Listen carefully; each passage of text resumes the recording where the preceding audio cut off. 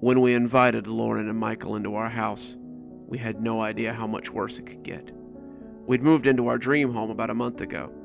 The house was perfect for my husband and I. 4 bedrooms, 2 baths, a basement for Roger to set his office up in, an attic to store our things in, and a large kitchen for both of us to work on our recipes and our blog. Roger and I wrote a cookbook about 5 years ago, and it's been an enormous success when paired with our cooking blog and podcast. We actually drove through this area while traveling to a nearby town where we were doing a book signing. We stopped for gas and fell in love with the community and the small town charm of Garland. The house had just become available when we started looking, and before we knew it, we were homeowners. Roger and I had just started unloading the truck when we met our new neighbors, Lauren and Michael. "Hey there, neighbors," Michael called from across the street, Lauren trailing behind him with a Pyrex dish. The dish turned out to be full of peach cobbler, and we invited them in, asking their pardon for the state of the house. "Don't worry about it. Moving is rarely a tidy event," Lauren said. The two had brought plates and forks as well, and we spent a few minutes sampling the delicious cobbler and making small talk. Michael owned the antique store in town, as it turned out, and Lauren kept their home. The two were retired, looking about 10 years older than Roger and I, and said they couldn't think of anywhere they'd rather be than Garland, Georgia. I couldn't help but gush a little over Lauren's cobbler. It was just so good. When she jokingly said that I could add it to my next book, Roger and I looked at each other a little suspiciously. Lauren looked worried for a second before she and Michael admitted that they knew who we were. "We actually met you in Gainesville during your book signing. We were pretty surprised when you moved in," Michael said, looking sheepish. I felt a little weird about it, but I put it out of my mind. They were just fans, and as our neighbors, we would undoubtedly be seeing a lot of them. Michael offered to help my husband move the boxes from the truck, and Lauren started helping me unpack the kitchen. We didn't have a lot. We tended to be somewhat frugal. But when you own a food blog, you tend to accumulate a lot of appliances. The two had the truck unloaded in a matter of hours, and as they came staggering into the kitchen, they found Lauren and I preparing a meal for them in our freshly organized kitchen. The friendship we fell into was easy, almost natural, and by the time they left for the night, we were already making plans for tomorrow. Michael and Roger had been busy, and the bedroom, the kitchen, and most of the living room were already set up when we said goodnight for the evening. We went to bed thinking how nice it was that we had made friends right away, and I told my husband that I honestly couldn't wait to see them tomorrow. That was the first night we spent in the house, and it was the first night we heard the noises. A light rain had begun to fall just as we settled in for the night. We were just getting comfortable when I could have sworn I heard a noise from the front of the house. The house is basically a long, straight line. The kitchen leads to the living room, which leads to the hallway, which leads to all 4 bedrooms and the bathroom. The acoustics are pretty good, so when I heard a door open, I opened my eyes and listened intently. All I heard was the sound of the rain at first, gentle on the roof as it fell in sheets. But as I listened, I could swear I heard the door creak. I rolled over to find Roger dead to the world, his snores sounding like a hibernating bear, and decided to go investigate. I pulled on my bathrobe and looked curiously down the hall that led to the front of the house. The nightlight cast a ghostly glow across the 4 closed doors, and I listened again to see if I could hear anything. I leaned against the doorframe, straining my ears, and jumped a little as I heard a chair scrape across the tiled floor of our kitchen. The rain was pounding now, reaching its crescendo, but I knew what I had heard, and I went back to go wake up my husband. Roger came awake like a deep-sea diver coming up for air, and sighed as he agreed to come have a look. We probably looked pretty silly as we crept up the hallway, Roger with his tennis racket and me with my walking stick. We hadn't fully unpacked yet, though, and these were all we had to hand for home defense. No one really expects to spend their first night defending their home from burglars or intruders or whatever was in our kitchen. But here we were, creeping up on someone who was rummaging around in there. We hovered at the edge of the kitchen, preparing to move in and surprise them. We charged around the corner suddenly, yelling loudly as we came, only to find an empty kitchen waiting for us. Well, the kitchen may have been empty, but it was certain that someone had been there. Every cabinet was open, every door was ajar, including the refrigerator, and the dining room chairs were stacked into a neat little pyramid on the center island of the kitchen. My husband and I spent a few minutes just looking at it before I returned to the bedroom to get my cell phone so I could snap a few pictures. It was so weird, like something from a ghost story, And at that point, I was more intrigued than afraid. I was still convinced that one of us had been sleepwalking, despite knowing we hadn't. We set everything back to rights and went back to bed, feeling too tired to give it much thought. We woke up the next morning and went about our day, completely forgetting about the night before. I was almost certain I had dreamed it before it happened again. I lay awake the next night, going over things I needed to do the next day, when I heard the squeak of a door and sat bolt upright. I kept listening, just as I'd done the night before, and heard a loud scraping sound like a chair being dragged across the floor. I reached beside the bed and grabbed hold of my wooden walking stick before trying to wake up Roger. He grumbled sleepily and told me it was nothing, rolling over to face the wall. We had both been moving furniture all day, but he had been doing the bulk of the moving and was very tired. So I got up on my own and went to inspect the kitchen. I heard the chairs scraping the tile, but they seemed to stop as I got closer to the softly lit kitchen. I came around the corner to find all the doors open, but only half the chairs stacked this time. Apparently, I had interrupted whoever it was in the middle of their work. I started to return their handiwork to its normal position, but thought better of it and decided to go check the house first. The doors were locked, same for the windows, but I had the overwhelming feeling of being watched as I moved through the house. I found myself turning rapidly, looking over my shoulder, trying to find the source of the watching. As the lights came on, though, there was nothing to see, but that feeling of being watched still persisted. I checked all the spare rooms, the bathroom, the living room, and finally back to the kitchen. It was much the way I'd left it, chairs still stacked and doors still opened. As I set about straightening things up, though, I could now hear some scuffling coming from the open basement door and turned my attention in that direction. Looking down into the dark basement, I heard something scuttling around down there. I hoped maybe it was a raccoon or a possum, but I wasn't taking any chances. I reached around the paneling and flipped the switch, hoping the light would illuminate the darkness below, but I was greeted by nothing but a dry click. I closed and locked the door, running to shake Roger awake so he could come into the basement with me. Roger came out of bed grumpily, tying a bathrobe around himself as he went to the closet to get his shotgun. He had unpacked it that day, and he joked that at least we would be ready if something showed up tonight. As I unlocked the basement door, I heard him work the pump and click the light on the barrel. He shone it into the darkness, steadying the butt against his shoulder as he too reached out to flip the lights on. He nodded when they didn't come on, and I wondered briefly if he hadn't believed me. "Stay up here. I'll yell for you to close the door and lock it and call the cops if I need to." Then he proceeded down into the basement, and I stayed upstairs, shaking like a leaf. What would I do if he actually did find someone down there? What would I do if he called up and told me to lock the door and lock him in there with that burglar? Would I have the strength to? Would I really be able to do that?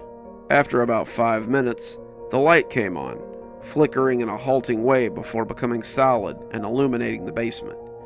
He called me down, spreading his hands wide and showing me the empty basement. If something was down here, it's gone. All I found was a blown-out bulb. I told him that I knew what I had heard, and he said he believed me, though I found myself doubting it. We went back upstairs, Roger turning off the light before going back to bed. I locked the basement door before following him, though.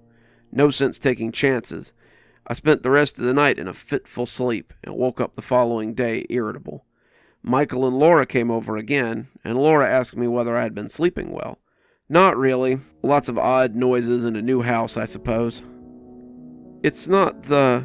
But she quieted and turned away, continuing to fold linens as we unpacked the sheets. "The what?" I asked, interested. "Well, it's just... Michael and I have lived here quite a while, almost 15 years.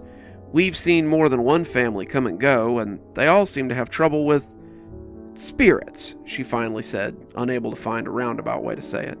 I laughed, thinking she was joking, but her face remained neutral until I concluded that she wasn't kidding. "You're serious, aren't you?" "I'm afraid so. You see, the house has a bit of a dark past. The previous 3 families have had some trouble with a presence in the home. I didn't say anything since I was hoping it might not bother you two since you didn't have any kids." "What would children have to do with anything?" I asked, intrigued by the information. The realtor had said nothing about deaths or disappearances in the home. They usually have to divulge that sort of thing, but she had never said anything more than that the last family had moved out rather suddenly. I suddenly thought back to the stacked chairs and the open doors and had a very serious poltergeist flashback. Well, you see, the last family moved out after their daughter went missing. We were so sorry to see them go. They were such a nice family. I asked her about them, and she said they'd been a typical family. Mother, father, a boy in high school, and a girl in elementary school. The father had worked for the local insurance agency, and the mother had been a homemaker. They had held barbecues, attended the Methodist church in town, and the children had been welcomed on the front porch for a glass of lemonade any old time. They had seemed perfectly happy, a picturesque family, and you would have never suspected the turmoil that lay below the surface. Not until the mother, good friends with Lauren, had confided in her, much as I was doing now. They lived in that house for nearly a year, when she came to me one afternoon in tears. They had been plagued for months by a presence. It moved their furniture, hid their keys and personal items, and kept them all awake at night. Her husband was getting fed up, had started stalking around the house at night like a madman, looking for the source of the noises.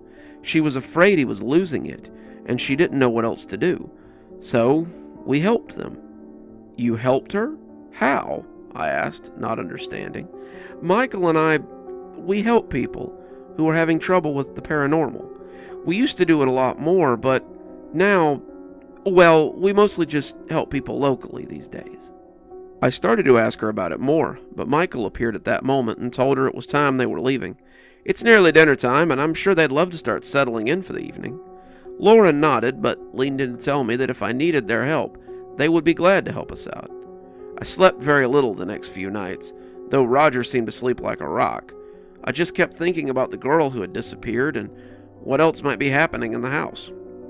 Chairs continued to be stacked, doors continued to be opened, and no matter how many times I locked the basement door, it was always open in the morning. I continued to be awoken by scratching noises deep into the night.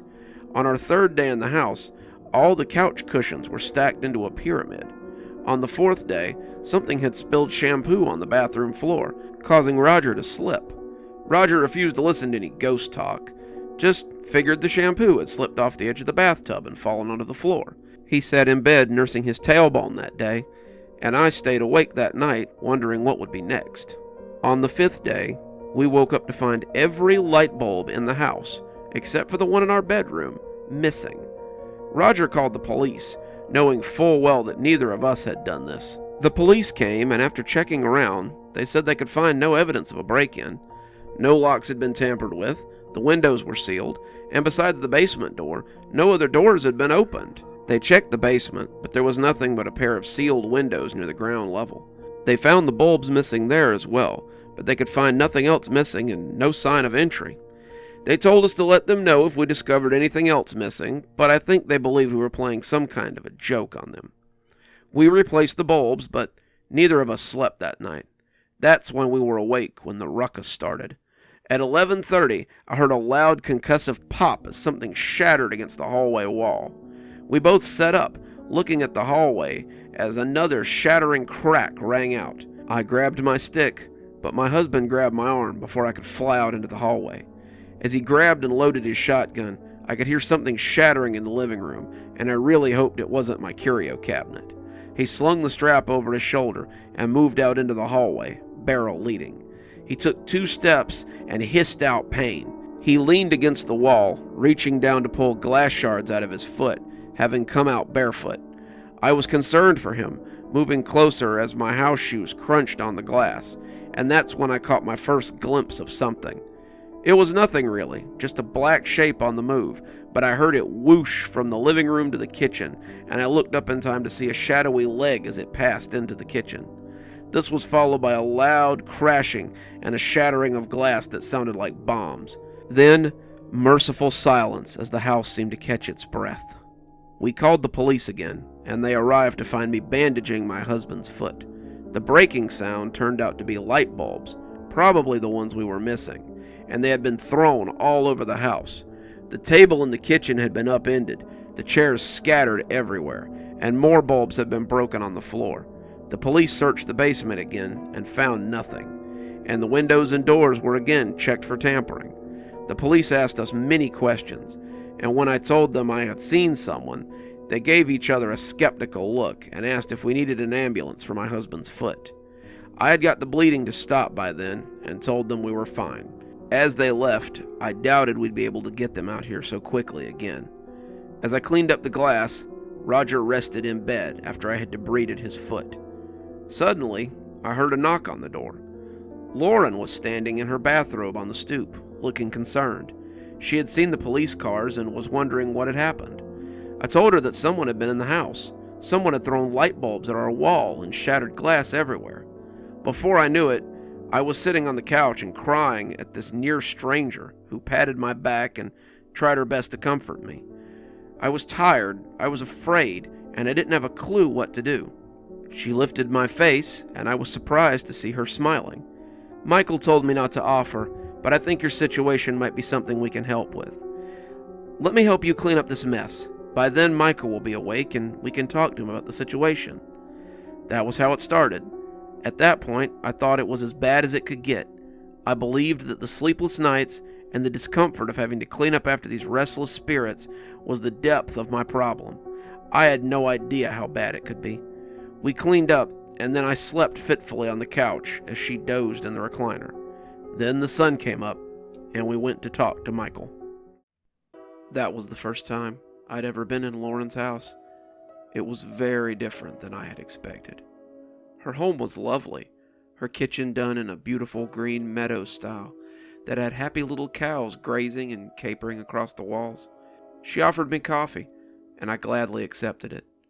I was still groggy from the night before, and the coffee was nice and warm and sweet. She went down into the basement, the door in the kitchen, much like ours was, and left me in her placid cow kitchen for about 20 minutes. I sat, drinking coffee, basking in the cute peace of the make-believe pasture, and feeling at ease for the first time all week. It was a feeling that would not last long. She came back, walking slowly up the steep wooden steps, and stuck her head into the kitchen. "Come down into the office. Michael wants to talk about your situation." I followed her into the basement, and it was like walking into a whole different world. The basement looked like a thrift store, except thrift stores don't actually keep their items behind locked glass cases most of the time. The basement was a maze of shelves and cases, each one holding different things.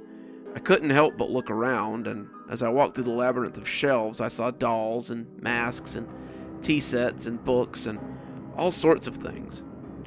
It was a lot to take in all at once, and I was almost glad when I found the little alcove at the end of the shelves where Michael was typing on an ancient computer. He offered me a chair and smiled at me as he invited me to tell him about my problems. With Lauren's reassurance, I began to recount the events of last week. Michael listened as I told him about the doors, the chairs, the noises, the objects being stacked, and finally, the light bulbs. He listened intently, nodding at certain points and writing down specific things. After my story was told, he asked me to tell it again. He wanted me to tell it fully, leaving out nothing, with time and dates and events. He wanted a complete picture of events so he could make a plan of attack, and it threw me a little when he said that. Attack? Attack what? Why, the spirits in your house, of course. I told it to him again, omitting nothing, and when I was done, he steepled his fingers and looked at me knowingly. "You are very fortunate to have us as neighbors. I think we can help you, but we will need to act quickly. First, I'll need some data on what sort of entity is threatening you and your husband. I think cameras placed in your home might help with that. After that, we can figure out what we'll need to cleanse the spirits from your home." He and Lauren assured me that it would be a simple matter to do this, and all that we needed was my husband's blessing. My husband, however, was not giving his blessing. "You want to let people we just met put cameras in our house because of some weirdness? I know we had a scare, but honestly, I think it's just someone messing with us. I countered, asking how they kept getting into the house. The police never found any sign of forced entry, and nothing was ever stolen. Why would someone keep coming back like that? He only shrugged from the bed, his bandaged foot still a little red. Maybe it's kids. Who knows? Maybe they know some secret way into the house. Maybe it's the realtor who had a better offer and wants to see if he can get us to sell. Hell, maybe it's some guy in a rubber mask who's trying to run us off for the mineral rights to our land. I don't know, but I do know that we haven't seen anything more paranormal than the actions of someone bored and looking to mess with the new people on the block. I was a little angry that he wasn't taking this more seriously, but I couldn't hold it against him. Roger didn't put much stock in the paranormal. If he couldn't see it or touch it, then it didn't exist to him. He could be very stubborn about these types of things too. I had hoped that seeing the events of the night before with his own eyes would help persuade him, but it appeared that he still thought this was just a trick of the living.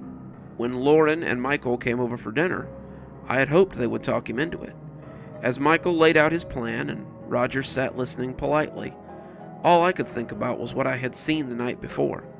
I needed to see what it was. I needed to see some proof of what I had witnessed. I needed to know that it had existed and that I wasn't just seeing things.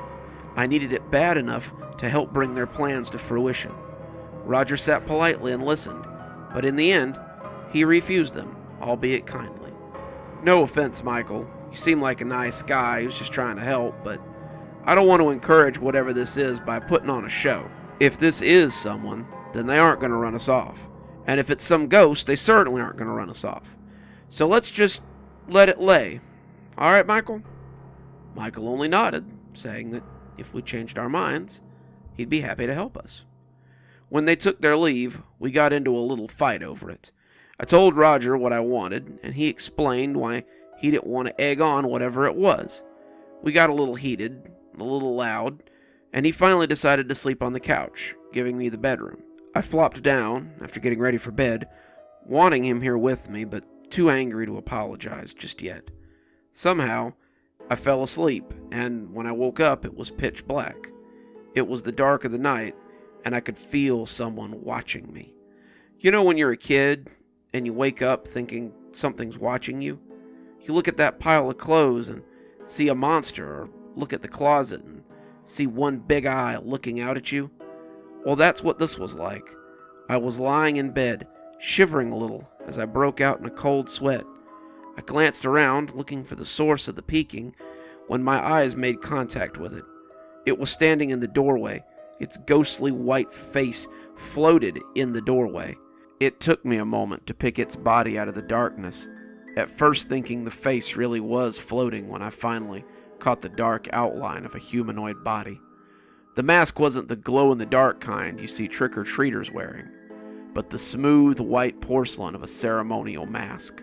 The face on it was that of a demon, the ink swaying, grinning, and gnashing its teeth as it maintained eye contact. We held our stares for a good 20 seconds, my eyes begging my brain to make this a dream before I pealed out a long, loud scream that shook the rafters. Then the devil shot off towards the back of the house. I had expected Roger to run to see why I was screaming. To my surprise, I heard him scream as well, a bellowing roar that not quite drowned out the loud whump of something heavy impacting the floor. He came scrambling into the room a moment later, wincing with every step as he came down on his injured foot. He slammed the door, panting, and said that he was sorry for not believing me. I heard other noises going on in the house, but he just locked the door and said he believed now that we might need some help. After what I saw, I think we might need the whole damn Catholic Church. Roger told me about what he had seen in the living room, his voice still shaking. He told me how he had woken up suddenly and wasn't sure why at first. You know how you can feel something watching you sometimes? Like you don't know where it is, but you feel it watching. Well, that's what woke me up. He had come awake groggily, looking around blearily, before the source of the staring became apparent. The living room was dark, the nightlight in the kitchen casting a semi-luminescence over the room, and it took his eyes a minute to adjust. Roger said he'd thought it was his foot at first. It had been hurting before he finally dropped off, but he quickly realized that wasn't it. What had been watching him was a crouching something, its white face staring down from the coffee table that was floating off the ground. Roger said he and the thing had looked at each other for about 30 seconds before he started to scream. "His face," he said with a shudder. It was like a Rorschach picture. It moved as I looked at it. It didn't look right. It didn't move right. It was like watching one of those magnetic pictures as it falls apart, or an Etch-a-Sketch when someone shakes it. He said it ran off towards the kitchen as the table came crashing down onto the floor. Roger had run too, hearing me screaming and coming to be with me. He didn't know what they were or where they had come from, but he knew that what he had seen had scared him. I got up then, grabbing my stick and telling him that we needed to make sure that whatever it wasn't lurking around somewhere. I think I was honestly hoping that we would see it again. I wanted Roger to be sure. No second guesses when we invited Michael and Lauren to help us. We went through each of the back rooms first. We had meant to put children in those rooms, natural or adopted. However, as long as this thing was stalking the halls, that was a dream that couldn't be realized. We searched every room, Roger watching the door with his gun, as I searched under the beds and in the closets. I saw no evidence of anything being in any of them, despite seeing the creature come this way. I had just opened the closet in the last room, Roger saying how maybe we should search the bathroom, when I saw it burst out and run at me. It scared me half to death, the sight of it making me backpedal, and it shoved past Roger as it kept running. Roger was frozen for a second, the white face of the thing looking horrible. He turned as it went towards the kitchen, however, and leveled his gun as he took a shot. The gun clicked dry, though, and Roger worked the slide, finding it unloaded. He pumped it frantically, not understanding, and I came shakily to him as he struggled with the gun. It was loaded yesterday. I had seen him load it. But it was suddenly empty, and Roger only goggled at it as the back of the creature departed into the kitchen. I loaded it. It was fully loaded, he said, and he sounded as confused as I was.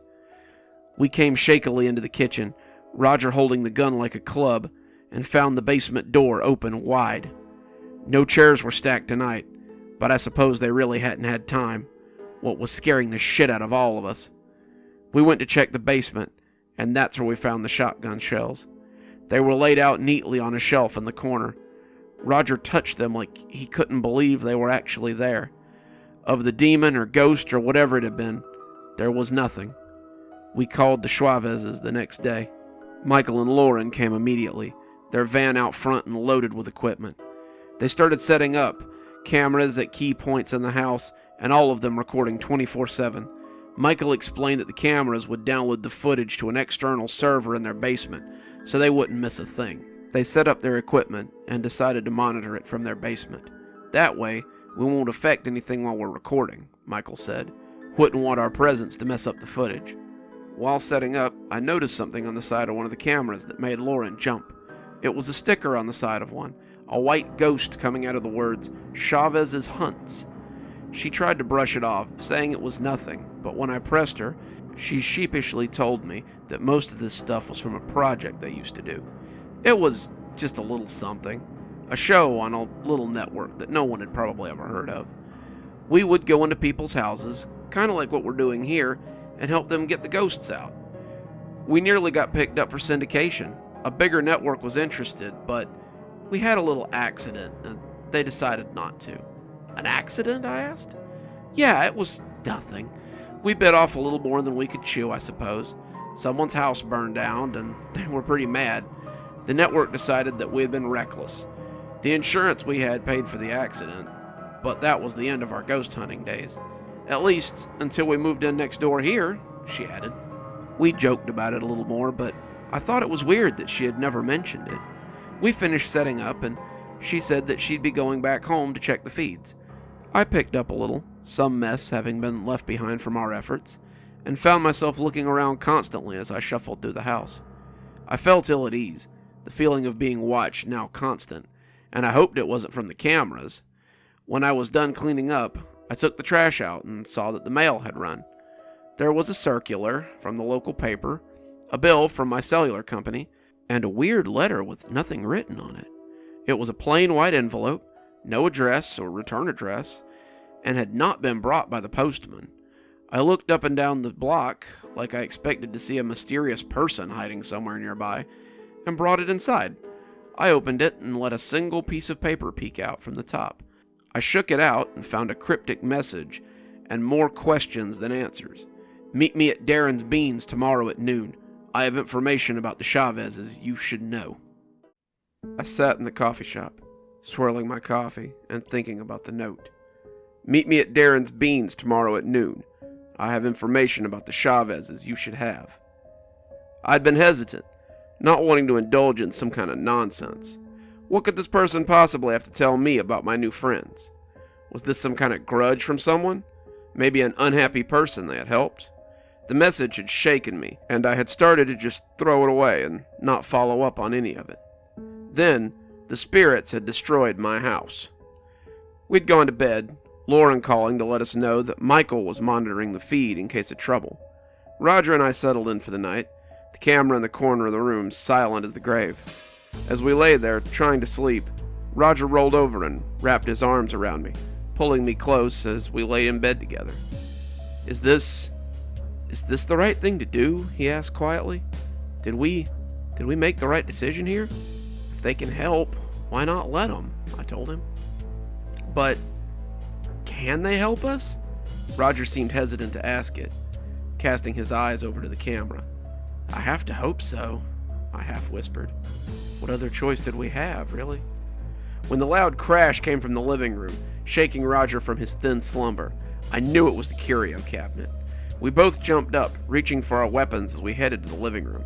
There was another crash and the sound of a sofa being turned over. An eruption of glass followed it as the sofa went through the glass-top coffee table, and we put on a burst of speed as we came into the wreckage of the living room. We looked around, stunned at the carnage, broken glass and wood fragments littering the carpet. I saw Roger turn his gun about as he looked for the source of the destruction.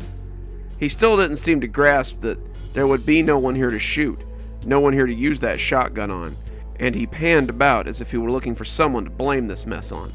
I could see my curio cabinet, which I had been using to display my first cookbook and some awards we had won, lying on its front, glass everywhere. I took a step towards it, but my husband put a hand out to stop me. I don't know what brought it on, but it's probably the reason I'm not in the hospital. A second or two after he stuck his arm out, the window exploded in a shower of glass, breaking inward as if someone had been outside throwing rocks. We turned, thinking it had come from the kitchen, as Roger and I looked behind us. The kitchen was in a state. The cabinet doors were open, the stove yawned blankly, and the refrigerator light had been taken. This left the inside a dark hole that gaped wickedly with secret knowledge. As we looked around, our eyes kept going back to the basement. The door was open, and the light wouldn't turn on when we flicked the switch. We had just taken a step down, Roger's gun light illuminating a small area below, when a loud crash came from the back of the house. We ran, closing the basement door behind us, and charged into the hallway. The second door on the right was open, one of the unused rooms. The boxes we'd been storing in there had been pushed over. Their contents was strewn everywhere, pictures, receipts, everything, but there was no sign of any presence. The room was empty, except for the boxes, and now it was nothing but a fallen mess of cardboard and odds and ends. This continued for about an hour. Something broke the windows in the front of the house. Something pushed the mattress off our bed and shattered the mirror on my vanity. Something stacked the chairs onto the kitchen table in a vaguely mystic pattern. Something broke the door off the stove. Something smashed the toilet, leaving it spewing onto the linoleum. Something kicked the door to the basement open, putting a hole in the wall. They led us from one side of the house to the other, never slowing, never tiring. It was like there was an army of them, and they had the destruction of our house on their mind. No sooner would we investigate some new destruction than we would hear something else being wrecked in a different part of the house. Just as we were running to see what had happened in the back of the house, there was a frantic knock at the door, and I suddenly remembered that we were on camera. Where had our protectors been this whole time? Were they watching us, waiting for something really terrible to happen? It was Michael, and he was out of breath as a big Polaroid swung around his neck. "Sorry, I dozed off for a minute and woke up to see you guys dashing around." I started to tell him what was happening, but a sudden crash came from the bathroom. We ran down the hall to find the toilet spewing water. Something had cracked the bowl, spilling it into the floor where it lay in a puddle of water. We heard a scrambling in the hallway, like someone walking on all fours, and stuck our heads out just in time to see a pair of dark feet head around the corner into the kitchen. Michael snapped a Polaroid of it, quick fast, and as the shutter flashed, there was a hellish clatter from the kitchen as the table was flipped over. We came into the kitchen, though, to find it empty. I didn't sleep that night. We spent the night fixing, cleaning, and doing as much for our poor house as we could. Lauren came over about 2 hours later, saying she had gone down to keep watch and found Michael gone, and the house they were supposed to be monitoring a mess. The windows were beyond repair, the stove door as well, but we picked up the things that had been knocked over and cleaned up the mess that we could. My curio cabinet was pretty well trashed, but I picked it up and knocked the jagged glass out, putting the things back in and making it look nice. The Chavezes left about 10 o'clock, saying they wanted to go over the footage and see if they could get a good look at the entity. "I'm sorry to say, but this is the clearest I've ever seen one of those spirits," Michael said. Roger waited till they were gone before he kissed me on the cheek and said he had somewhere he needed to be. He would be back later, he said, and that's when I registered what he was wearing. He had dug out one of his nicer suits, something I hadn't seen him wear since my parents drug us to Easter Sunday service. When I commented on it, he said it was nothing and quickly excused himself as he left for business. With the empty, haunted house to myself, I decided to be early for my mysterious informant. I arrived at the coffee shop around 11 and had finished 2 cups before a woman in a gray business skirt walked in and looked around. Her hair was pulled back in a bun, her glasses were black and thick, and she looked as if she was someone's secretary. She spotted me and walked over briskly. The barista asked if she wanted anything, and she told her a usual and sat down. She introduced herself as Trudy Fogarty, the city's librarian. "I'm sorry for the secrecy, but I don't want to seem like I'm trying to implicate anyone. She seemed to be searching for the right words. "I know you and your husband are new in town, and I don't want you to get taken advantage of." She spread out 3 small books, a ledger, a scrapbook, and a child's journal, complete with a Lisa Frank unicorn on the cover. The Chavezes have lived in this town for the last 15 years. They had been investigating an old mill in the area when they found Garland, and they fell in love with the area. Like you, I suppose. What did they tell you about their lives before they came here? I told her that Lauren had told us they were ghost hunters, who'd had a show on public access. Lauren had downplayed the importance of this show, but I had suspected that it might have been bigger than she let on.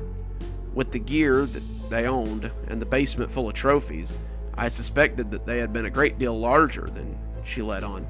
I told Miss Fogarty this, and she nodded. They were local celebrities, traveled around Georgia as they hunted ghosts and found strange little artifacts. No doubt you've been in their basement. Nearly half the town, all told, has been down there to have a peek in the 2 decades they've lived here. I told her that Lauren had said their ghost hunting days were over, and in the end, they had moved to Garland. She scoffed loudly. I was a fan of their show. It was more entertaining than many of the shows on network television, mostly because those 2 were getting footage of actual entities. They captured footage of levitating objects. They caught entities that wrote messages on walls that appeared out of nowhere before the viewer's eyes. They caught actual footage of many of the things they were hunting, and people ate it up. When they moved here, many of us were ecstatic until Henderson's Antiques burned down. She opened the ledger and showed me a group of numbers, many written in red, that didn't make much sense to me. Henderson had called them because he had a spirit in his store. He had taken on some new stock from a recently deceased widow over in Helen, and his store had suddenly become very active. There was movement after hours. People saw things through the window, and it was only a matter of time before Chavez's haunts got involved. They set up some cameras, caught some evidence, and suddenly wanted to perform a cleansing after hours. "That's what they're about to do in my house, too," I said. Well, it all went wrong. Somehow the store burned down, and they lost everything. Suddenly their show was pulled. Their dreams of stardom were dashed, and all because of the Hendersons. The Hendersons who happened to be their neighbors. What happened to them? I asked, a little startled. They started having trouble at home, things happening in the night, items going missing, and the Hendersons swore it was the same thing that had happened in their store. He came to get some books on ghost hunting, and he looked frazzled. I asked him why he didn't just get the Chavezes to help, and he told me that they hadn't spoken to them since the fire. Their dreams had ended, and they were sour about it. The Hendersons spent the next 3 months trying to get rid of the spirits in their house. They had priests out, other ghost hunters, inspectors to make sure it wasn't just some bad wiring or something, and a circus of others, but nothing seemed to work. She took a sip of something that smelled strongly of hazelnut before looking at me over her glasses. Then, they just disappeared into the night, never to be heard from again. She pointed at the ledger. Come to find out, Mr. Henderson was in quite a bit of debt, and the insurance money from the shop, as well as the money from the Chavez's insurance that they'd had to pay out after the accident, settled all his debts. Most people just think maybe he had enough of being haunted and left, but I always kind of thought it was odd. When the Chavez's suddenly opened an antique store of their own, I started looking a little bit closer. She took out the scrapbook then, and I saw it was full of pictures of my house. A few of them featured smiling families that looked semi-professional. Others were just candid shots of the home. A few of them had the Chavez's white van in the front yard, and they looked to have been taken years apart. She had clearly been keeping this scrapbook for quite some time. Did you know, she asked, that the last 4 families, including the Hendersons, have all just up and left in the middle of the night? Each family reported trouble with spirits, the last one almost the day after they moved in. When did you and your husband start noticing the activity, if you don't mind me asking? I told her, and she only nodded. After the Hendersons came the Greens. They were a young couple, 1 child on the way, and they were excited about having their first home. The occurrences didn't start until after the baby was born, and even then, not until 3 or 4 months afterwards. They left a month after the first incident. After then came the Dents. They had 2 kids and a dog. They reported that someone had killed their dog after just a week in the house, and the strange activity started the next week. The Dents didn't live in that house a month, and then one day, they were just gone. The farmers came after them. They lived there for almost 3 years before anything weird happened. In their case, they just might not have noticed, though. The farmers were old people, and their children, a girl and 2 boys, were teenagers and prone to staying out late. A month after their daughter saw an apparition in her bedroom, though, they were gone too. The Wests came last, a mother, father, and 2 kids. They lived there for about a year before things really started to happen. Then one day, their daughter Lucy went missing, and suddenly they were very vocal about ghosts and spirits in the house. They said it had been going on from almost day 1, but they felt silly telling anyone about it. The police didn't believe them, but the Chavezes sure did. A month later, they too just up and left. I told her that this was fascinating, but I wanted to know what this had to do with the Chavezes. None of them ever left any forwarding addresses. No one has ever heard from any of them again. Hell, no one's even sold that house, and no check has ever been sent to anyone. It always forecloses when the payments stop coming. They have never cropped up on a census since leaving this town, and no one who has known them has ever seen them again. The Wests had no family. The Hendersons didn't have any that would talk to me, but the Greens were very interested in the whereabouts of their son and daughter-in-law. I've heard of people going into hiding after they experience a supernatural occurrence, but all 4 families? That doesn't seem likely. I asked her, a little hotly, what she was insinuating, which seemed to surprise her. I was having trouble keeping the anger out of my voice, her words sounding more and more like an accusation. The Chavezes have been more than kind to us throughout our whole experience, and this woman I didn't even know, frankly, was making a lot of assumptions. The Chavezes were my friends, something that wouldn't seem weird to me until later, and I was not going to sit here and let her talk badly about them. I told her so, and decided that I had heard enough after she tried to convince me yet again of her information. I got up to go, but she caught my hand, and I looked down. She had opened the journal and begged me to look at the entry. I've been the librarian for the Garland Public Library for nearly 30 years. It's not glamorous work, but I love it, and research is what I do with my time. I stumbled across this in the children's area, not long after the Wests had left. Someone had laid it beside a shelf in the story time area. After someone else had stacked books on it, no one had noticed it for a while. I was cleaning up when I found it and realized that it was Lucy West's journal. Her mother was a school teacher, and Lucy was a precocious child who already knew how to read and write by the time she entered kindergarten. I saw her keeping that journal for almost a year, and it was rare to see her without it. I had a feeling that she hadn't been sleeping very well lately, and that was the reason that she left it behind. Most of it's nothing, childish ramblings, but, well, just have a look at this entry. She opened it to a page with a half-scrawled date and a picture of a brown-haired girl in a blue dress. I saw a girl playing in Miss Lauren's backyard today. She said her name was Stacy, and she looked scared when I saw her. She's older than me, but she still said she wanted to play. We talked through the fence some, and I said I'd try to see if I could come over and play sometime. There were a few more of these, and they painted a strange picture of the Chavezes. Mommy says that Miss Lauren says she doesn't have a little girl, but maybe I can play with her niece when she comes to visit again. I hope it's soon. I want to play with her again. Stacy's spending the night this week, and Miss Lauren says that we can play in the backyard. Stacy told me her name isn't really Stacy today, but I think she was just kidding. I tried to get Miss Lauren to let Stacy come to the library with me, but she said she wasn't allowed. Stacy and me are going to have a sleepover tonight. I'm so excited. Then there was a final entry, this one looking scrawled instead of written, and I could see tear marks on the page. I haven't seen Stacy since our sleepover. Miss Lauren sent me home early saying I made Stacy upset. I didn't even do anything. Stacy just started crying and said she missed her mommy and daddy. I told her to call them. Then she cried and cried. I tried to take her to the phone so she could call them, but Miss Lauren caught us and told me to never do that again. She yelled a lot, and my mom was mad when she took me home. They yelled at each other some, and now I don't think I can play with Stacy anymore. I read over the childish scrawl and shrugged, asking what this had to do with anything. Lucy West lived in your house. She disappeared not long after this sleepover. What's more, the Chavezes don't have a niece, as far as I can tell. They're both only children, and since they both don't have any children of their own, who was it that Lucy was playing with? I set the book down and told her it didn't matter. I was leaving. I was tired of hearing my friends badmouthed by this nosy librarian. She tried to call me back, but I was already heading for the door.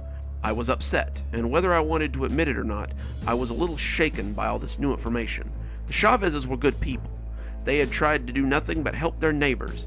So they had left. They couldn't handle it, and maybe they hadn't given the Chavezes enough time to get the job done.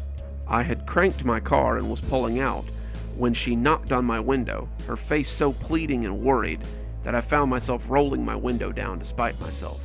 Look, I'm not asking you to believe me right away. I'm just telling you that in the case of all 4 disappearances, the Chavezes are the only constant other than the spirits. Just be careful and be safe. I told Valerie West the same thing as she stormed out of this parking lot 4 years ago. You don't have any children to lose, but I don't want you to lose your lives either. Valerie, Lucy's mother, was my friend, and I don't want to think of what might have happened to her happening to someone else. I didn't say anything. I just pulled out of the parking lot and went back home. I had a lot to think about after that. I arrive home to find a small circus on my front lawn. Michael and Roger were arguing. Lauren would interject every now and again, but was being roundly ignored by the 2 men. Roger was clearly getting angry, and Michael was red-faced as he waved his hands in indignation. I sat for a count of 30, watching the 2 of them argue, before getting out and approaching the trio. Michael and Roger looked at me as I approached, and both seemed like they wanted to start shouting again when I asked them what was going on. Michael, however, was a little quicker on the draw. Your husband called a priest from St. DeMarco's and asked him to bless the house. I was silent for a moment before asking him what the problem was.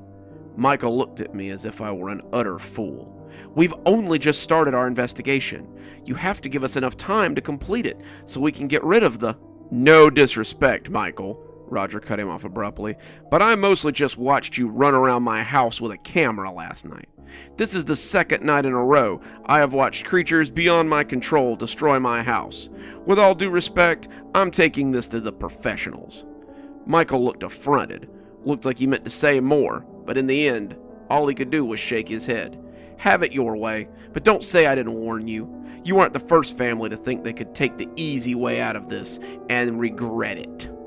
The pair of them went tromping across the lawn, Lauren looking back as they came to the street. She seemed to want to say more, and when she turned, Michael reached for her. Lauren shrugged him off and rounded on the pair of us hotly. She spoke to both of us, but her eyes bore into me, leading me to believe her message was directed my way. We are probably the only two who can stop this. You'll learn that, though it may be too late by then. Roger and I waited for them to leave before going into the house. We walked right into another fight. Why didn't you tell me you'd called a priest? He was up on a stepladder, taking down the cameras and putting them in a box. That had been his first task after changing clothes.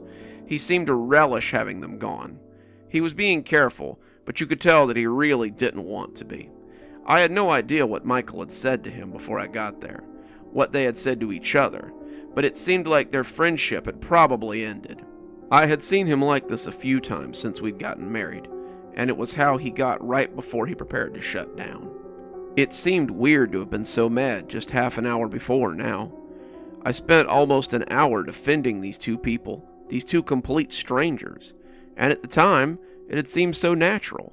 They were my friends, and I couldn't let her talk about them like that. Now, from the lens of an hour in the future, it seemed odd to have so vehemently defended people who were basically strangers to me. Maybe Valerie West had felt this way after a certain sleepover, I thought. Like you consulted me before you went to the Chavez's? He asked. I wanted to get mad, but he had a point. Since when do you put stock in religion anyway? Like I've said before, Michael was never particularly spiritual. He had been raised Baptist, but he hadn't been to church since my parents dragged him up to Easter service a few years ago.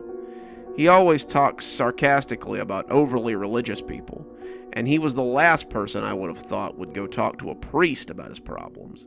When I mentioned this, he only shrugged. Well, in all the movies, they always call a priest to get the spooks out, right? I laughed, I couldn't help it, and asked him why he really contacted a priest. Well, he said, I went to the library to try to get some information about the house. This was after you suggested bringing in the Chavez's, but before we saw the creatures. You were sleeping off the night before, and I decided to try and see if anything like this had ever happened in the house before. At the time, I was seeing if the house had ever appeared in the local news. I was hoping for an easy answer, some mineral deposit beneath the house, or naughty kids who'd harassed the previous owners. But it turned out that the house had been empty for quite some time before we moved in. It had, however, made the papers for a disappearance.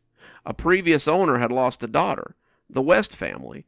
When I asked the librarian if they had any more information about the disappearances in the house, she got very interested. My blood ran cold. Did she have glasses? Hair in a bun? Roger nodded. Yeah, have you met her? She recommended that I call Father Dominic and get him to bless the house. She said that a friend of hers had called him, but something had happened before she could make an appointment with him. Valerie West? I asked, and he turned on the stepladder and fixed me with a strange look. Yeah. How did you know that? I told him about what the librarian had told me. I told him about the ledgers, the scrapbook, the journal. I told him about the families that lived here before us, the fire at the antique store, the Hendersons, the Greens, the Dents, the Wests, the whole sad story. He came down off his stepladder and listened to me as I spilled the whole thing out. I felt bad at the end for getting mad about him seeing a priest. After all, I Certainly hadn't told him about my meeting today, had I? When is he coming? The priest, I mean, I asked sheepishly. Friday. Father Dominic said he needed to take a few days to get some things together. He's apparently never performed an exorcism before. Go figure. We spent the rest of the day taking down the cameras and loading them into a box. I could imagine the Chavezes seething next door as we cut their camera feeds. We were careful not to damage any of their equipment, and when we were finished, Michael took them and put them on their front porch. He rang the bell and left, but they were still there when he got back to the front porch. As upsetting as it was to have our budding friendship dashed, it was kind of a relief to have the cameras out of the house. When the sun came up, though, I found myself wishing we had just left them in. Maybe someone would have seen what happened that night. We were in the bedroom, getting ready for bed when it happened. We'd eaten our dinner in the kitchen, discussing how we would have to start working on next week's entry to the blog if we wanted to afford our bills. We had put our blog and cooking podcast on 2-week hiatus when we moved, but our allotted time was quickly running out. As the sun went down, however, we found ourselves looking around expectantly. The house had grown eyes, and we both felt constantly watched, cameras or no. We moved our plans into the living room, but that still didn't feel safe enough. Eventually, we were sitting in bed, going over plans for what we would do tomorrow. We had just finished a rough draft of the article we would post on Wednesday when something shoved our refrigerator down. I know this because I found it turned over the following day at the bottom of a mess. I lunged off the bed, running for the bedroom door so I could close it against any intrusions. I had just reached it when I saw the hall light go out, bathing the hall in a ghostly glow. Suddenly, the white demonic face swam out of it and ran for the door. I slammed it with all my might and leaned against it as it began to rattle and buck in the frame. Out in the house, things were being destroyed. It sounded as though every piece of furniture was being flipped. Every item was being knocked or thrown to the ground. The clamor was so loud, I thought they might have pulled the cabinets off the walls. Roger went to the closet, but couldn't find his shotgun. I reminded him that it probably wouldn't do us much good unless it shot holy water, and he came back to brace the door with me as something battered at it. We both leaned there for what seemed like days, until suddenly, it stopped. We both slumped against the door, tired and sore as our adrenaline began to taper off. Roger suddenly rocketed forward, though, as something split the door from the back. His head was bloody, and I could see gleaming metal as an axe head stuck through the front of the door. We retreated to the bathroom then, and shoved the cabinet we had beside the door in front of it. The sounds of the bedroom being ransacked were heartbreaking, and I'm not ashamed to say that most of my night was spent crying in the bathtub. Roger put a towel against his head, the cut little more than a scalp wound, and he put his back against the sturdy old cabinet. They rattled the door, slammed it, chopped at it, but the cabinet held fast, and they soon gave it up so they could go back to destroying the house. We sat huddled in the bathroom, listening to it all go on, and clutching each other for comfort. Then, after what must have been hours, there was merciful silence. We sat, listening to the silence like scared deer. Roger had just gotten up to check the bathroom door when something loud hit the front door. Roger staggered back to the bathtub, where I had been sitting with my knees against my chest. The house was full of incomprehensible yelling and the sounds of boots heading up the hallway. What the hell was this? This wasn't the same as before. This was different. And as it came closer to our hiding place, I buried my face against Roger's chest and begged whoever was listening for this to stop. When the police kicked in our bathroom door, guns drawn, I thought both of us might have a heart attack. One of my neighbors had called the police, it would seem, and they had actually shown up. The police said they had suspected it was a domestic, but the state of the house made them think burglary when they first saw it. They said things had been moving in the house when they first arrived, but a search of the house had turned up nothing. They searched it again, an ambulance coming to check us out, and as we sat on the back bumper of the ambulance, I told Roger that he might want to call the priest and see if he could come tomorrow instead. He agreed. The next night, Father Dominic stepped into our house with all the pomp and circumstance of a cardinal. He was dressed as one would expect a priest to be. He wore a long tan coat over his priestly vestments. When he hung it up, I could see the long black robe I had expected. His head was shaved, gleaming like the guy on the cleaner bottle, and his collar was starched and crisp. He carried a small satchel with him, and he looked around dubiously when we invited him in. Whatever they were had destroyed the shambles of our home. The kitchen was mostly clean now, but the cabinets still gaped open, and the fridge made a weird sputtery noise now. The living room carpet still crunched a little with glass, and the night air came right in through the windows that had been broken 2 nights ago. We offered him tea as he looked at the destruction, and he said that would be lovely. As he drank, he went room to room and looked at the chaos. "Are you certain that this is the work of malicious spirits?" he asked. Roger and I only looked at each other and shrugged. "I ask because I have felt no malicious energy in your house. It feels clean, if you'll pardon the expression. I will be more than happy to bless your home, but I wonder if it will have any effect at all."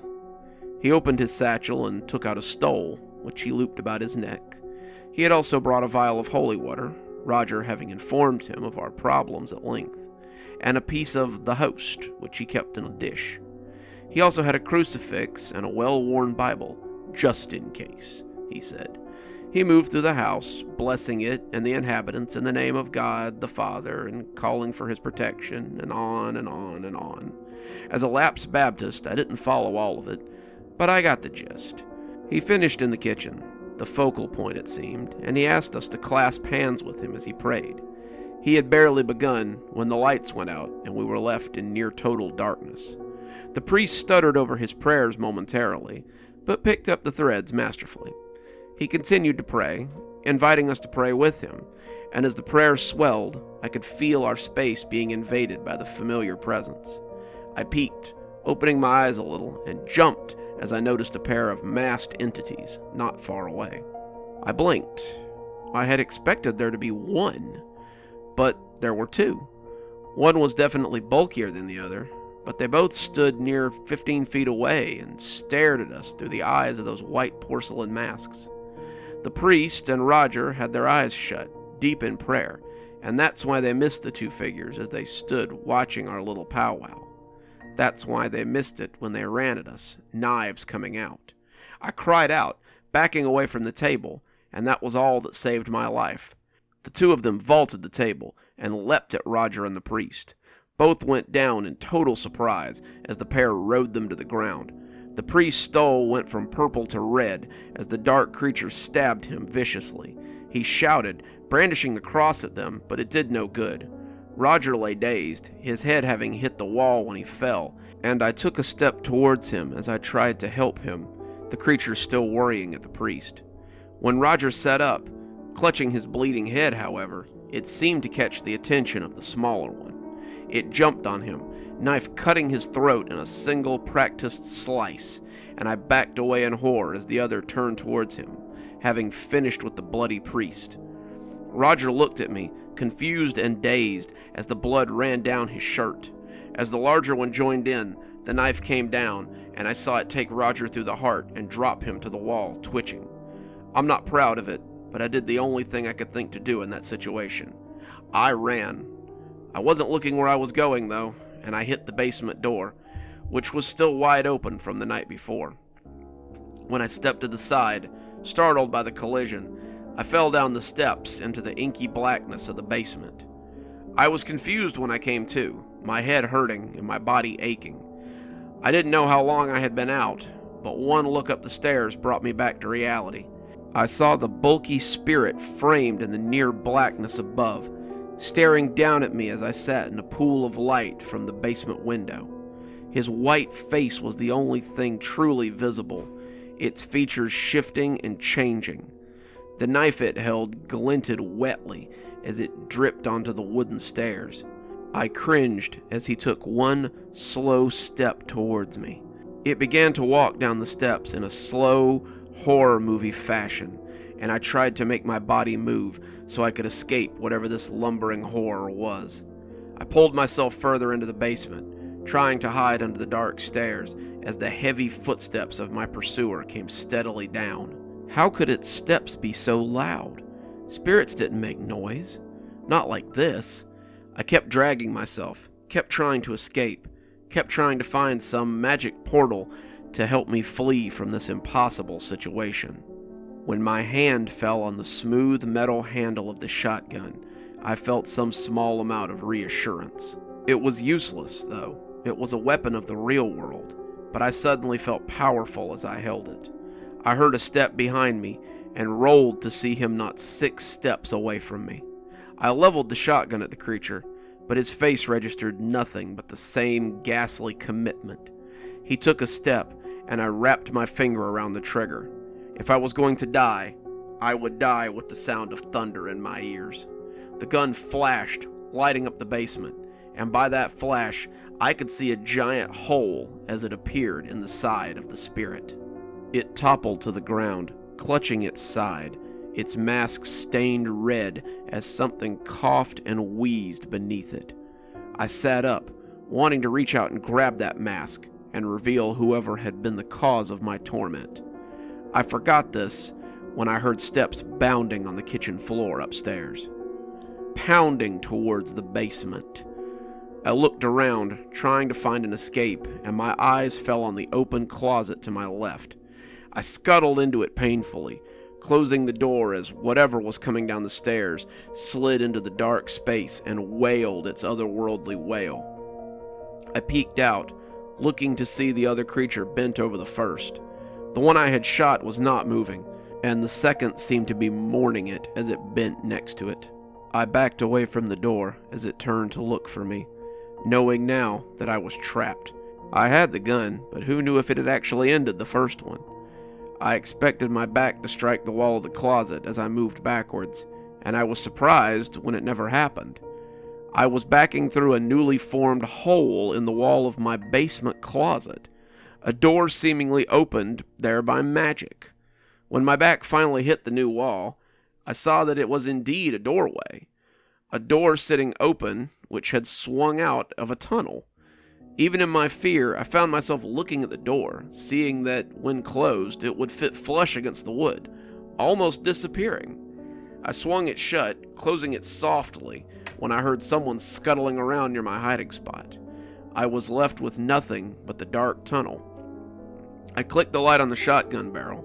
Now, with the immediate danger outside, I used it to search the door for a lock or a bolt. I found a big rusty slide bolt on the back, and it looked like it would be capable of keeping out a small army. I drew it closed, hopefully locking the spirit inside the house, and turned the light deeper into the tunnel. I saw a path leading away from my basement and into the unknown. It seemed to be my only option, so I took it. I limped for about 5 minutes, the small light my only means of sight in the pitch-black tunnel. The floor was smooth, the walls were concrete, and it seemed to be a straight shot to wherever it led. Putting my hand on the leftmost wall, I walked carefully towards whatever lay at the end. I pulled my fingers back suddenly, as they came into contact with something that was not smooth stone. My fingers had slid over wood and metal, and I realized I had found a door.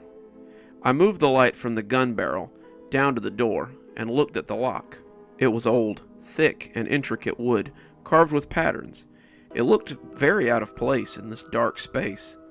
The lock was old and rusty, just as the other one had been, and as I put my hand out to open it, I heard a loud banging from down the tunnel.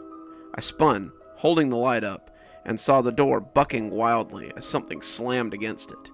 I ran the bolt and opened the other door, slamming it shut behind me as I shot a similar bolt on the other side. The light on the shotgun flickered ominously as the bolt slid shut, and I was left in pure darkness. I worked the slide like I had seen Roger do 100 times, and was unsurprised to find the gun empty. I set it down, its usefulness at an end, and walked out into the small dark room beyond. I told myself it was because it was heavy, but I'm not sure that was it. I was shell-shocked, having just shot a thing and watched my husband die, still hurting from falling down the stairs and probably suffering from a concussion. Honestly, it was probably lucky it was empty, so I didn't just slide it into my mouth and join him. Whatever the reason, that's where I left it. I walked into the dim room, lots of cluttered shapes casting bulky silhouettes in the near permadarkness. The space was utterly devoid of light, or so I thought. As I moved in, bumping against something and spilling it to the ground, I saw a small sliver of light under a door near the back. I moved carefully, my eyes adjusting to the dark a little, tracking towards the light near the back of the room. The depths of the room are almost impenetrable, but I can make out the line of the door as I come closer, the light getting brighter and more pervasive beyond it. Suddenly, something made my skin crawl, my mind feeling eyes on me. I turned my head, slowly, cartoonishly, to the side, and nearly jumped as I saw a white face looking back at me. The mask and I maintained eye contact for a count of 10, and I felt my eyes watering as the staring contest went on and on. It just stood there, glaring at me from eye level, and if it were going to hurt me, I wished it would and just get it over with. It didn't move. It didn't stir. It only stood in silent observation of my fear and kept its eyes trained on me. We stood like duelists, preparing for one of us to make the opening cut so the other could parry and deliver the killing blow. After nearly a minute with no movement, I slitted my eyes and tried to make out the features of a body beneath it. The others had always had bodies beneath them, but this one had none of the form the others seemed to possess. I found myself moving forward, hands out like a blind man, and hesitated before my hands could find the edges of the delicate mask. I lifted it up, only then realizing it was attached to a stand, and not a person. I looked into its featureless eyes for a few seconds, nearly hypnotized by its frightening visage, before setting it down and moving back towards the door. The door was locked, but the key was hanging next to it, and it fit smoothly into the lock. I put my ear against it before opening it, hesitating after I heard muffled voices on the other side. I could hear someone talking, and the muffled return of another voice. They had heard the key, and were probably wondering who it was who had come to torment them. I still had no clue where I was, the crack of light doing little to illuminate the room, and if I was going to get out of here, I would need their light to do it. I pulled the door open and found the last thing I expected, a pair of half-grown teenagers hiding beneath a single bed. The room was childish, to say the least. Posters on the wall depicted cartoon characters I'd never heard of. A toy chest with stuffed animals and some battered toys poking out of the unoccupied corner. The floor was concrete, but it was covered in threadbare rugs, and the walls were painted drywall that looked like a kid's vision of a cloudy sky. I found myself staring at those clouds for a few minutes. Where had I seen those before? One of the girls moved hesitantly, and it stole my attention. She was about 11 or 12, her long dark hair hanging lank over her eyes. The other was blonde, her hair hacked very short, and she looked at me fearfully like I might be a monster. She was older, 16 or 15 maybe, but she looked even more afraid than the other girl. While the blonde girl cowered beside her bed, the dark-haired girl crept forward, looking at me like a wild animal who wants to eat your offered food but is afraid of the consequences. She came within 3 feet of me when a metallic turning noise from the corner made her scamper away to hide. I looked up at the source and felt my blood run cold. It was a camera, a simple silver box on a guided arm that turned and purred easily. As it turned back towards the door, I couldn't help but notice the sticker on the side of the camera. A very familiar sticker. When a loud crash came from the next room, I glanced back out into the darkness before looking back at the girls as they huddled in terror. No chance to hide in here, I thought, and stepped back out into the pitch-black room on the other side of the door. I could hear someone coming down the stairs, their footsteps agitated as they came. I ducked behind the ghostly shelves, trying to hide, but my stealth was negated a moment later when the bright overhead lights came to life. Suddenly, I knew exactly where I was. I was crouched amidst shelves that nearly toppled under the weight of countless trinkets. Trinkets. That was the wrong word, though. I had realized that these were no trinkets, just as the soft steps came tentatively into the basement. These were trophies, prizes taken from past conquests. As I sat huddled amongst their treasure trove, I began to hold my knees as I tried not to shake apart. The facts were all coming together now, and the realization shook me deeply. The footsteps came closer, the soft steps of someone much smaller than the one I had shot. I had let them into my house. I had invited them into my home. I had welcomed them in as friends. They had eaten at our table, smiled and laughed at our stories, and then they had come by night to torment us. Why? Why had they done this? My husband was likely dead, my dream home now an abattoir, and I was kneeling in the belly of the beast as I waited for the last of my tormentors to find and kill me. When Lauren spoke, I shuddered hard enough to rattle my teeth. "I know you're here. Why not just come out and make this easier?" Lauren's voice was a patchwork of barely contained rage. She was trying for her usual cheery tone, but her voice had a jagged quality that spoke of barbed hooks just waiting to be uncovered. I suspected now, strongly suspected, that I had shot Michael, having blown a hole in him as big as my fist. I was also pretty certain he was dead. Lauren had come to finish the job, to clean up the witness, and I was her prime objective now. She would find me, and unarmed, I wouldn't be able to put up much of a fight. I could hear her bare feet smacking the concrete not 2 rows away. I looked up at the shelf desperately, trying to find something heavy to use as a weapon. I didn't dare move. If I made so much as a squeak, she would have me. I saw a doll with a half-burnt face, a sewing needle in a glass holder, a lamp with a heavy base, a wicker picnic basket, and more clutter than my eyes could work through right then. I thought about the wicker basket, but my eyes kept coming back to the lamp. "I will find you," she sing-songed, her feet still making that little pop noise as they came. The lamp was what I settled on. It was heavy enough to knock her out and probably block that knife if she tried to swing it at me. I cursed myself for not bringing the gun that was less than 20 feet away and empty. It might as well have been on the freaking moon, though, at this point. It would do no good to wish it were here now, though, and so I wrapped my hands around the narrow dip near the base and prepared to swing it. She was at the end of the aisle now, and I could see her shadow. That's when she noticed the door I had left open, and all thoughts of finding me fled from her. She gasped, a metallic clatter echoing off the floor as she ran for the open door. My lack of foresight had just saved my life. I took a better grip on the lamp and made my way quietly towards the door. At first, I thought I might just close the door and lock her in there. Then I could simply head upstairs and call the police in her soothing cow kitchen. They could come and take her away, and I could get back to mourning my husband and the complete upheaval of my life. I just prayed she didn't have a key so she couldn't immediately come running after me after I slammed it shut. My plan evaporated, though, when I heard her talking to one of the girls. "Was she here? Tell me, Gracie, was she here?" Gracie did not seem to want to answer her, and I heard the sound of a hand slapping flesh. "Tell me, Gracie, was she here?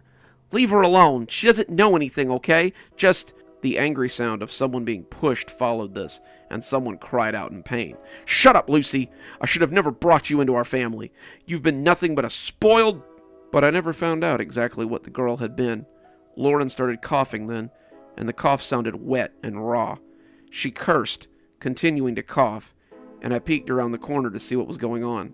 I saw Lauren backing away from the younger of the 2 girls, the girl stalking after her with a steak knife held out in front. Lauren was clutching her stomach, and I could see the red staining her fingers as she looked for an escape. Her eyes fell on the door, and then onto me. Her eyes were twin orbs of hate, and I knew what I had to do before she took a single step. I slammed the door and heard the mechanism click as something hit the other side. Lauren banged on the door, kicking and screaming as I walked towards the stairs. She had stopped, however, before I got halfway up. The police showed up in a hurry, when I told them I had 4 bodies and a pair of kidnapped girls. They found me sitting in the tranquil cow kitchen with a cup of coffee and a shell-shocked look that gave them little doubt of who I was. The next few hours were a blur.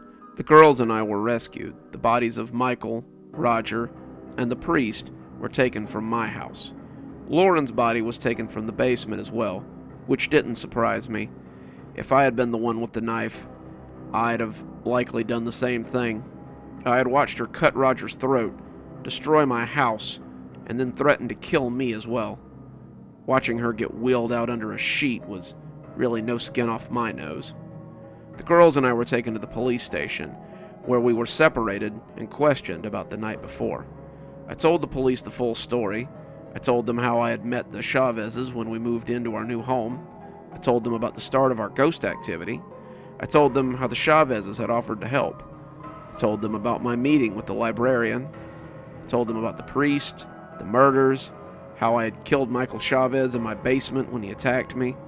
I mostly muttered about how I had followed the tunnel into the basement and found the girls. They left me alone after that. They left me for what felt like hours.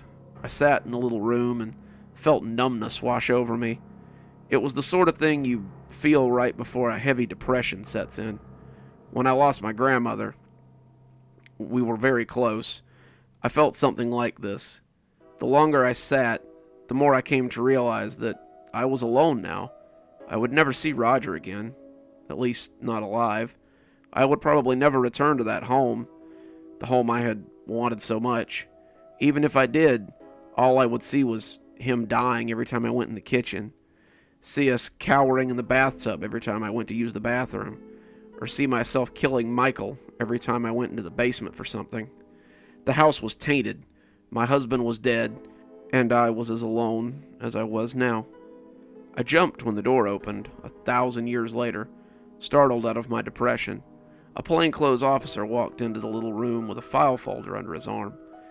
He looked at me and with surprise, spinning his chair around as he sat across from me, shaking his head in disbelief.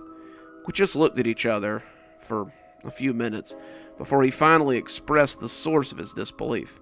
I gotta say, you're probably the luckiest person I've ever seen. I asked him what he based that on, and he answered by setting the folder on the table and opening it. Because, as far as we know, Michael and Lauren Chavez have a body count in the double digits. He told me about it, though he prefaced it by saying he probably shouldn't. The parts of the story I wasn't aware of, at least. The 2 girls, as I suspected, had been Grace Henderson and Lucy West. Grace had been taken from the Hendersons' home after the pair had killed them. Their motives were not crystal clear, but the detective believed it was revenge. The Hendersons had long been suspected of creating the fire that had burned down their shop and framing the Chavezes for it. Mr. Henderson had owed a lot of money to debtors, and the lawsuit had cleared almost all of his debt and left him in the black. The Hendersons had been their enemies, but killing Grace, a girl of 4, was probably a step too far for Lauren.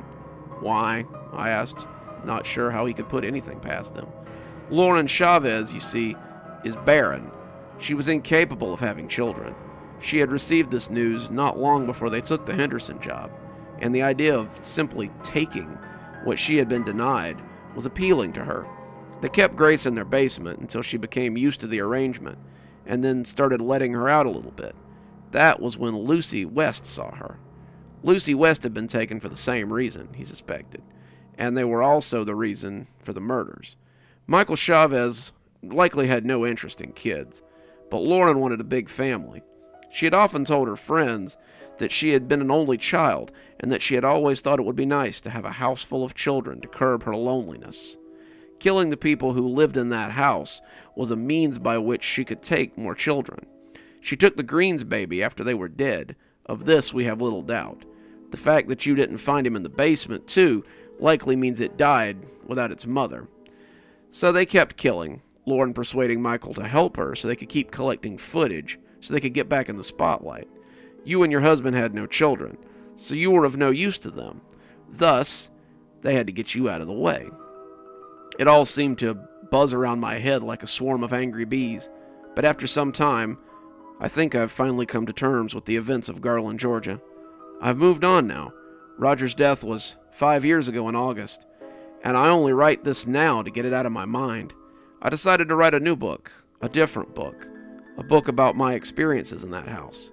My old agent thinks it will sell. Paranormal thrillers often do, and he thinks that the touch of realism will help it sell. I laugh every time he says, a touch of realism. For me, those events were all too real.